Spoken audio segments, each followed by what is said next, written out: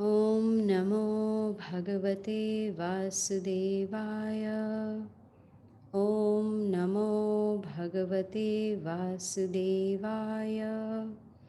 Om Namo Bhagavate Vasudevaya.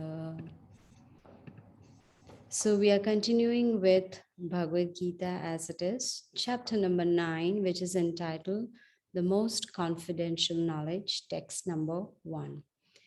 Shri Bhagavano Vacha Idam tu te guhyam tamam pravakshyami anasuyave jnanam vijnana sahitam yajnatva mokshyase shubhat. Translation by Srila Prabhupada.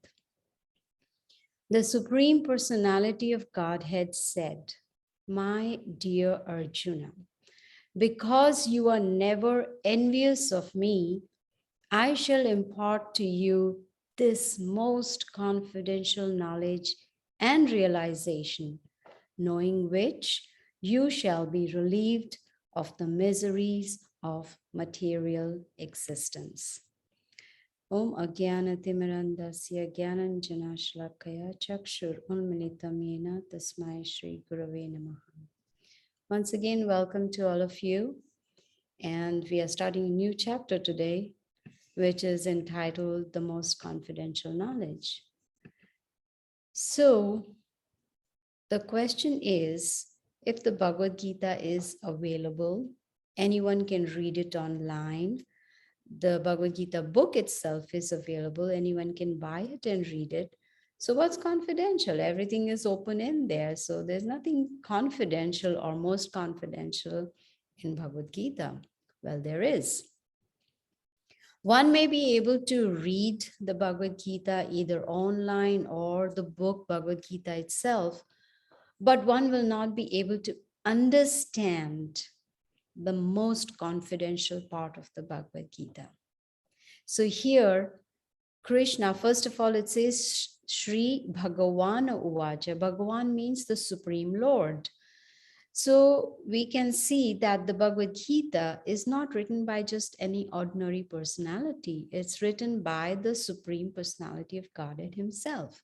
And he's addressed here is Bhagavan. So he's telling Arjuna, his very close friend, that because you're not envious, I'm going to give you most confidential knowledge. So that gives us an idea that if one wants to understand Bhagavad Gita, then one cannot be envious of the Supreme Lord. You know, there are many people in this world who are envious in the sense they feel, I am God. I'm the Supreme Lord. I'm the controller. Look at me. I control everybody. I control my spouse, my children, my boss, etc., etc. But that envy is what keeps us away from understanding the Bhagavad Gita. So first part is one should not be envious. That is the first qualification. And what will be the result of getting this most confidential knowledge? The result will be there will be no more miseries. I don't think anyone in this world would say, oh, I love miseries. I love to grow old. I love to get diseased. I would love to die. Nobody says that. No one likes any kind of miseries. Everyone wants to be happy. But generally, people do not know how to be happy. They don't know from where can we find happiness? Where is it available? But just by hearing the Bhagavad Gita, because these are the words of the Supreme Lord, these words purify the heart. And that gives us enlightenment because there is potency in the words of the Lord. But when we hear the Bhagavad Gita in association of others, other like-minded people like all of you all are interested in spirituality, all are interested in understanding who am I, what am I doing in this material world, where do I go from here, what after death, how to break the cycle of birth and death, how to be happy, all these questions, these are intelligent questions. So when we are searching for the answers to these questions, we come in association in like-minded people, and we try to understand the Bhagavad Gita. Now, Srila Prabhupada, in his purport, he says that we should not hear Bhagavad Gita from speculators. Now, we all know that human beings have 4 defects. They have tendency to cheat, they have imperfect senses, they make mistakes, and they are in illusion. So if we are imperfect beings, we definitely cannot give perfect knowledge. Perfect knowledge is the Bhagavad Gita.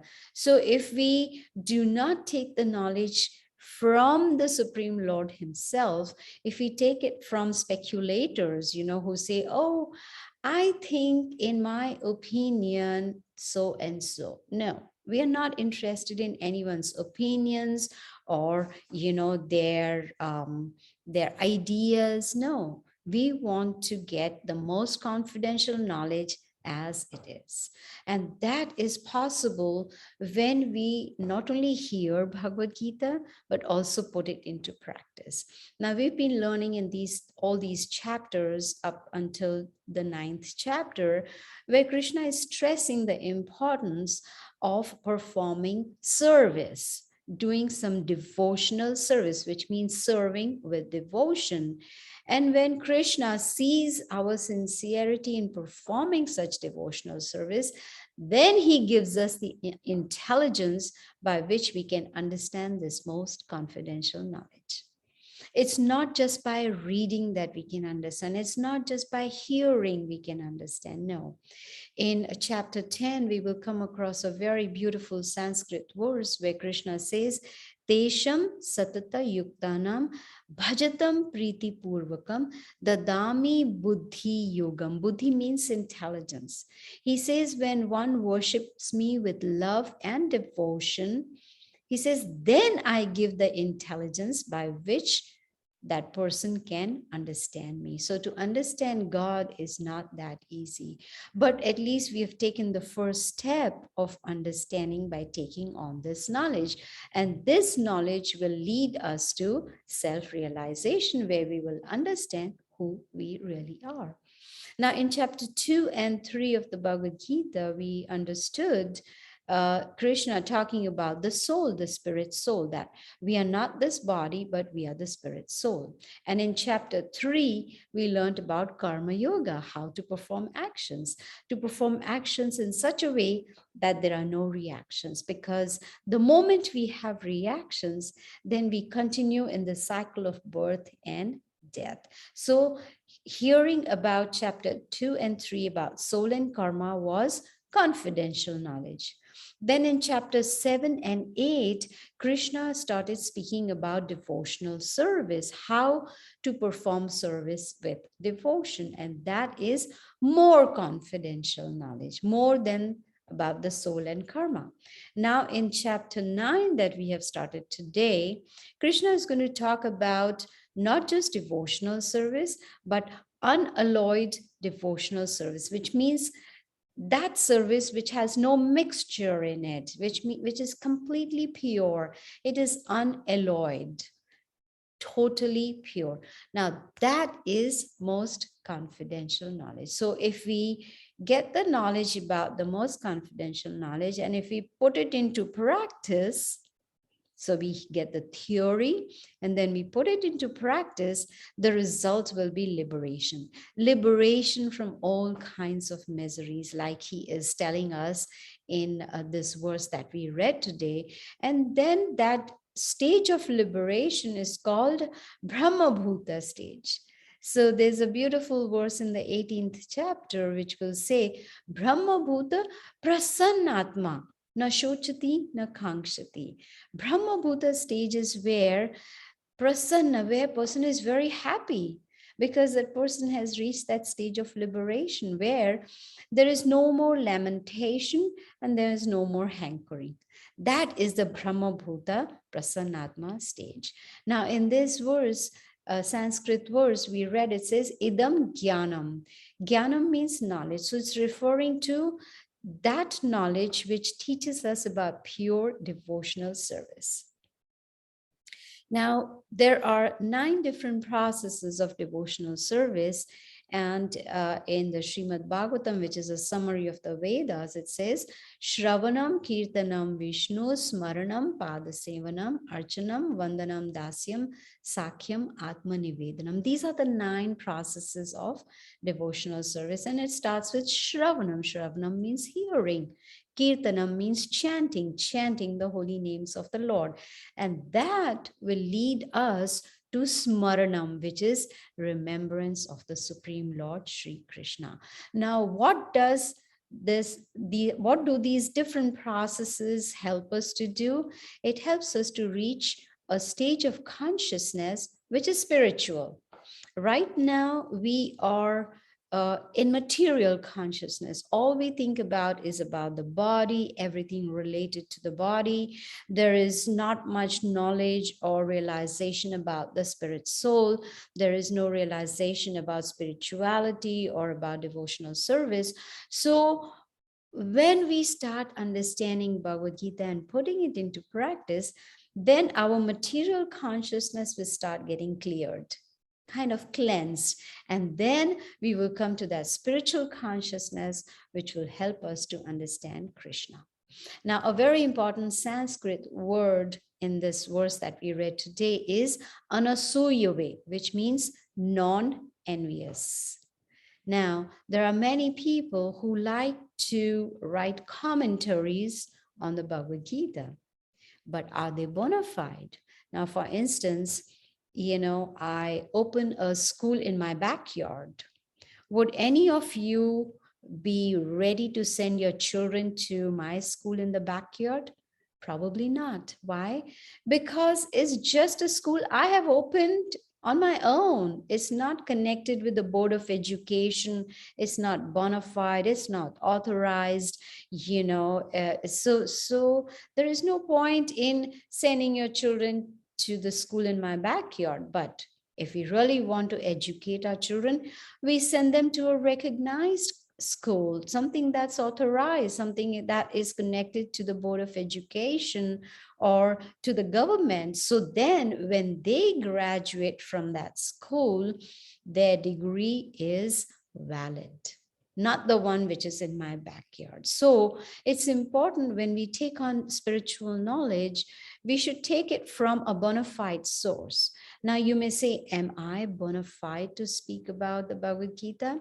Yes, because I have certified myself. I did a course in Bhagavad Gita. And not only that, I learned it from my spiritual guru, my teacher, who learned it from Srila Prabhupada, who learned it from Bhaktisiddhanta Saraswati Thakur, who learned it from Gaur-Kishore Das Babaji. Then when we go on all the way up the list of the gurus, it goes all the way to Krishna. As you can see that Ananta Krishna Das is showing us the picture of Srila Prabhupada. He is number 32 in this strict disciplic succession coming down from Krishna himself. So we need to hear from bona fide devotees who are not envious, who are non-envious. Why? Because they have no personal agenda. They don't have anything, any personal gain in giving this knowledge. So that is very, very important. So if you want to understand the Bhagavad Gita, it's important to understand who is Krishna. He is the Supreme Personality of Godhead. He's the one who has given us this perfect knowledge in the Bhagavad Gita without any adulteration. Now, when we go on to the second verse of this chapter, which is also very important, and Krishna is giving this knowledge to Arjuna, and he's saying, Raja Vidya, Raja Guhyam, Pavitram Idam Uttamam. It's a beautiful verse where he is explaining to Arjuna that this knowledge that I'm giving to you now, this knowledge, of course, dates back to 120 million years ago, and it was re-spoken 5,000 years ago to Arjuna. And Krishna is telling Arjuna, Raja Vidya. Raja means king, Vidya means knowledge. That means this knowledge is the king of education. And Rajaguhyam, Guhyam means it is secret. It's not, it's confidential. It's very difficult to understand until and unless we learn it from a bona fide source. So this knowledge is Raja Vidya, is the essence of knowledge. And it also, first of all, teaches us what is the difference between the body and the soul. Now, most of us have gone to school, we have gone to college, university. Have you ever come across any department, any classroom where they teach you about the spirit soul? Please raise your hands. I don't think so. They only teach about the body. They only teach about the world, the material world, the people, etc., politics, etc., etc. No one really teaches us about the spirit soul. So the science of spirit soul is taught to us in the Bhagavad Gita, because the soul is the main important part of this existence. The moment the soul leaves the body is useless. There is no consciousness in the body. The hands don't move, the eyes don't move, nothing works. Everything is working because the small particle called the spirit soul is within the body. There was a scientist, his name was Harry Monson. He was from Norway, but then he ended up coming to the US and he worked in the universities. And based on his research, he said the value of the body, which has no soul in it, which means a dead body, the value is $5.63. Can you believe that? This body is only $5.63 after the soul has left the body. Only a few chemicals are left in this body. So if we are going to concentrate, spend our entire life trying to satisfy the body, then that's not very intelligent. What about the soul? We are feeding the body, but we need to feed the soul also. It's the spirit soul that Krishna tells us in Bhagavad Gita chapter 2, that the soul is eternal. It never dies. It never takes birth, nor does it die. It is always there. So the soul is very, very important. Now that is confidential knowledge that we learned. So here Krishna is saying the activities of the soul is Raja Vidya, is the king of education. And it says it's pavitram. Pavitram means purest. And because this knowledge is purest, it can help us to remove our sinful reactions. Now, how many of us would like to become sin-free? Now, don't tell me you have not committed any sins in your life. We all have committed sins. Even right now, we are committing a sin even while hearing or speaking. How? Because we are breathing in so many organisms, right? We are killing them, but we got to breathe. We cannot stop breathing just because of that sinful action. But we are collecting or accumulating a lot of sinful reactions. But Krishna says when we understand the Bhagavad Gita, which is purest, which is pavitram, then we'll become free from all sinful reactions. Now, what happens, we learn this in chapter 3 and 5 of Bhagavad Gita about karma yoga. So whatever actions we perform, every action has a reaction. Now, it could be good or it could be bad, but we don't want either of them, good or bad. We want something that does not create any sinful reaction. Now, if we have committed some sins in the past, sometimes the reaction is in the seed form. It has not fructified. We haven't received any reaction so far.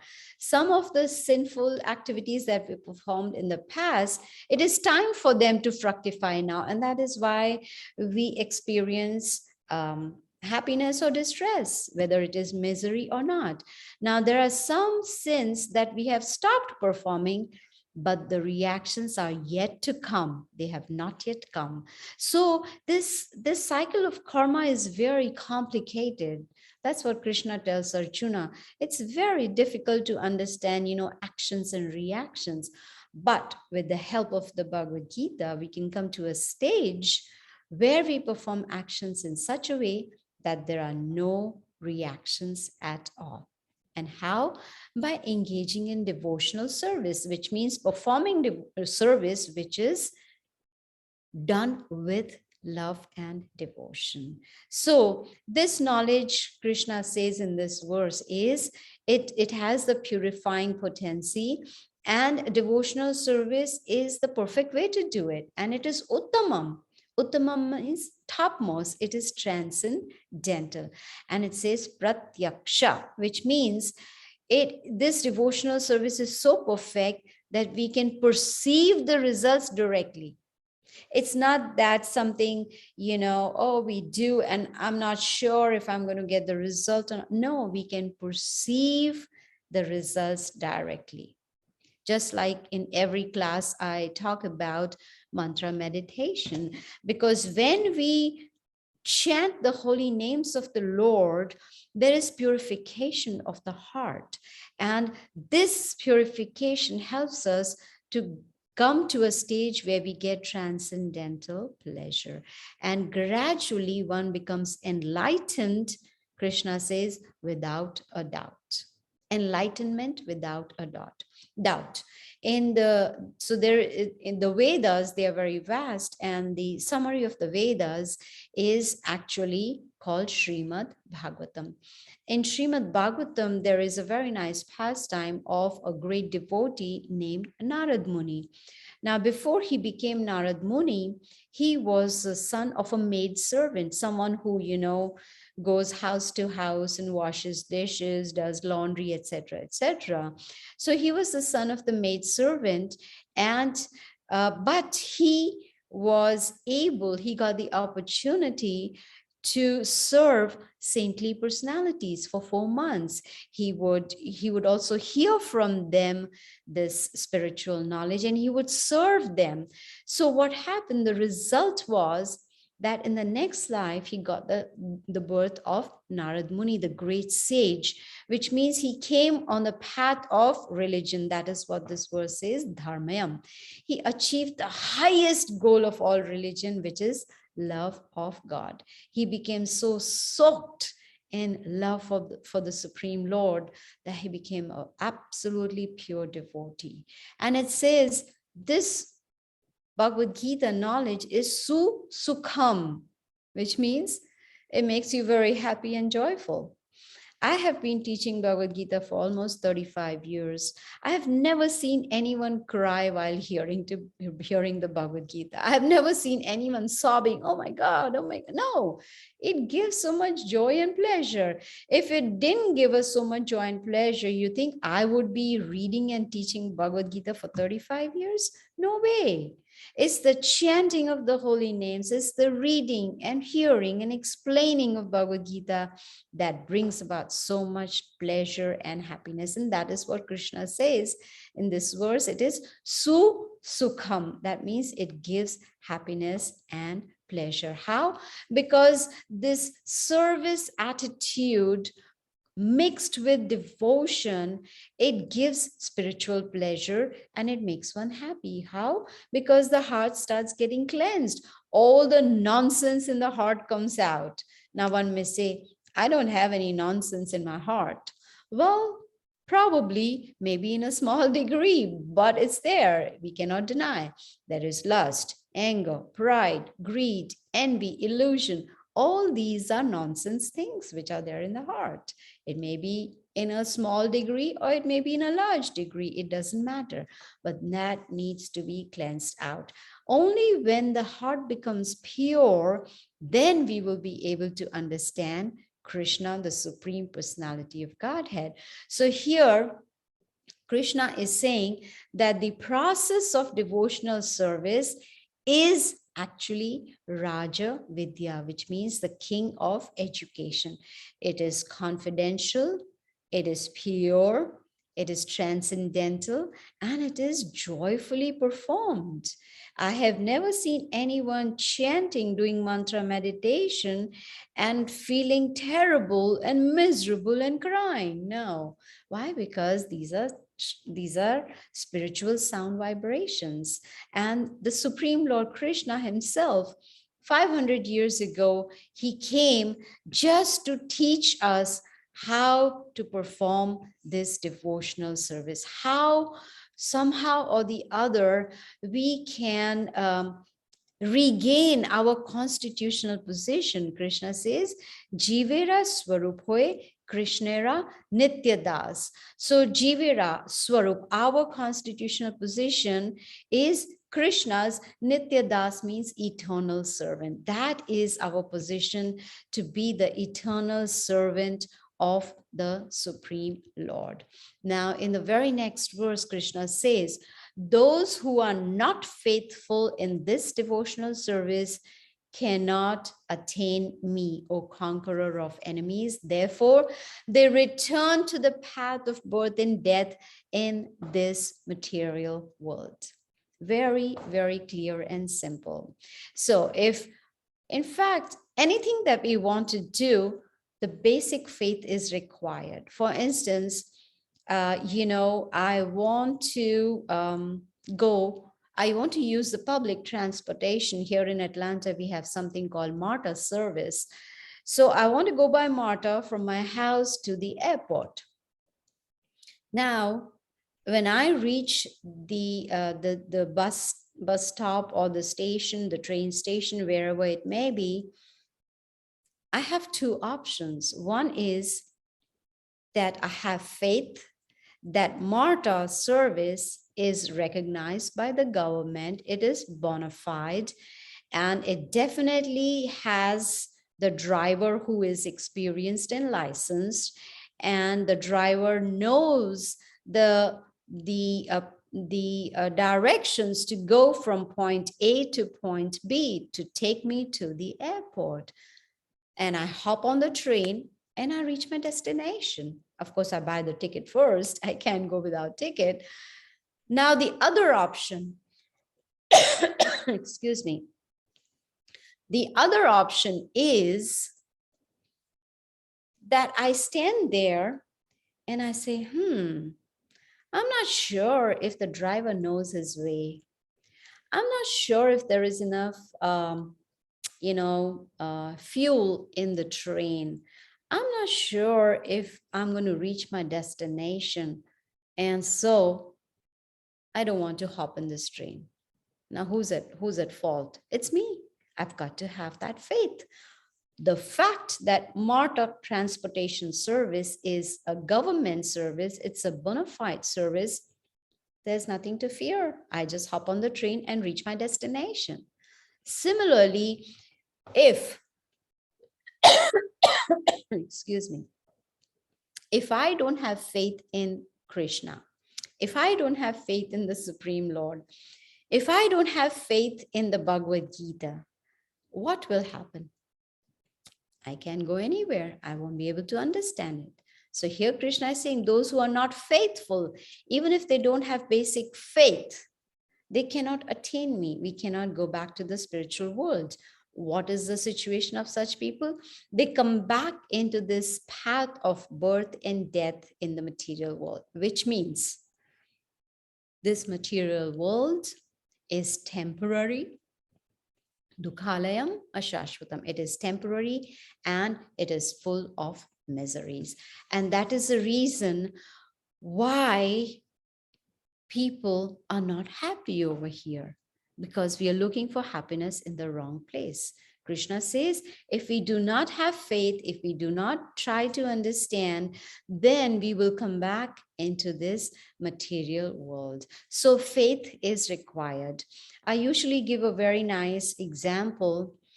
I hope you like it, but it brings home a point very clearly. Now, if I have never seen my father and I want to know who is my father, what is his name, what did he look like, etc., etc. So I have two options. One is I can do my own research. I can go through my relatives, I can go through some records or whatever it may be. It'll take me a very long time to figure out who my real father is. But the easiest way would be I just go to my mother. My mother knows who's my father. So I just asked my mother, can you tell me who's my father? And she said, so and so is your father. But I have to have that faith in my mother. Only then I can get that knowledge. So Krishna says this Bhagavad Gita is like our mother, which is giving us knowledge about our Supreme Father, that is Krishna. So that is how we can, at least with basic faith, because he says if we don't have basic faith, then what will happen? We will not be able to learn. So if we have that basic faith, Krishna has spoken the Bhagavad Gita. Bhagavad Gita states that Krishna is God. So let me accept that first and then start building up on that knowledge. So here we can see in these 3 verses that we took today, Krishna is first of all telling Arjuna that this knowledge, I'm giving it to you because you are not envious of me. So if a person is envious of the Supreme Lord, then that person cannot understand this knowledge at all. Then he explained to Arjuna the value of Bhagavad Gita, that it is Raja Vidya, it's a king of education.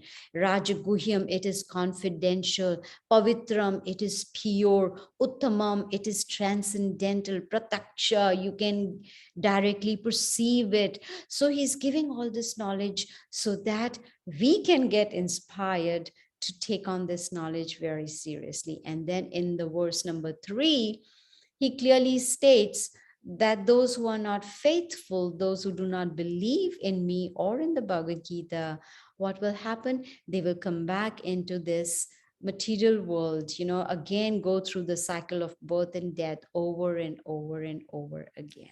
So these are the 3 verses that we try to understand today. And we also understood that performance of devotional service is very important.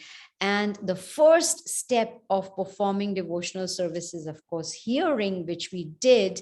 And the next one is chanting the Maha Mantra. I'm going to post some links in the chat. Probably some of you have, come to this class for the first time. So I'll just, post it. So if you like, you can, it's a link to today's class, Wednesday class. Then there is a Facebook page where we post realizations. There's a YouTube channel, which has all the previous classes posted there. And then of course, there's a WhatsApp group if you would like to join, where also we post what you call realizations on a daily basis. So let us do some mantra meditation. You can see towards the end of the chat that I put the links, there is the Maha Mantra. If you like, you can chant with me. We'll just do it for a few minutes so that you get the hang of it. And I hope you can chant on a daily basis at home. Hare Krishna, Krishna Krishna, Hare Hare, Hare Ram, Ram Ram, Hare Hare. Hare Krishna, Krishna Krishna, Hare Hare, Hare Ram, Ram Ram, Hare Hare. Hare Krishna, Krishna Krishna, Hare Hare, Hare Ram, Ram Ram, Hare Hare. Hare Krishna, Krishna Krishna, Hare Hare, Hare Ram, Ram Ram, Hare Hare. Hare Krishna, Krishna Krishna, Hare Hare, Hare Ram, Ram Ram, Hare Hare. Hare Krishna, Krishna Krishna, Hare Hare, Hare Ram, Ram Ram, Hare Hare. Hare Krishna, Krishna Krishna, Hare Hare, Hare Ram, Ram Ram, Hare Hare. Hare Krishna, Krishna Krishna, Hare Hare, Hare Ram, Ram Ram, Hare Hare. Hare Krishna, Krishna Krishna, Hare Hare, Hare Ram, Ram Ram, Hare Hare. Hare Krishna, Krishna Krishna, Hare Hare, Hare Ram, Ram Ram, Hare Hare. Thank you so much, Christina, for chanting along with me. I appreciate it. So I'm going to end now. If anyone has any questions or comments,